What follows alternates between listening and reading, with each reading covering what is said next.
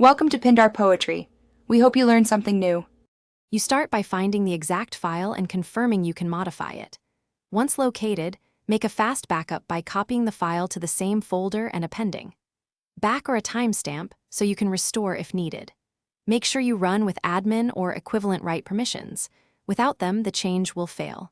Once those prerequisites are in place, proceed to open the file in a plain text or appropriate editor and be ready to replace content with the default version.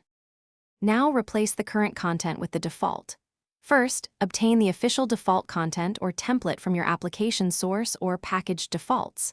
Open the target file in an editor that preserves encoding. UTF-8 is safest, so characters remain correct. Then overwrite the entire content rather than patching pieces. Save using an atomic method, write to temp file, then rename to avoid partial saves. Once saved, verify file permissions remain correct and that the app can read it immediately after the replace. Finish by forcing the application or service to reload the file, restart or trigger a reload. Once done, verify the result by comparing behavior to expected defaults or by checking a checksum against the known default file. If something looks wrong, immediately revert using your back copy. If reversion fails, check permissions, file encoding, file path, and application logs for errors.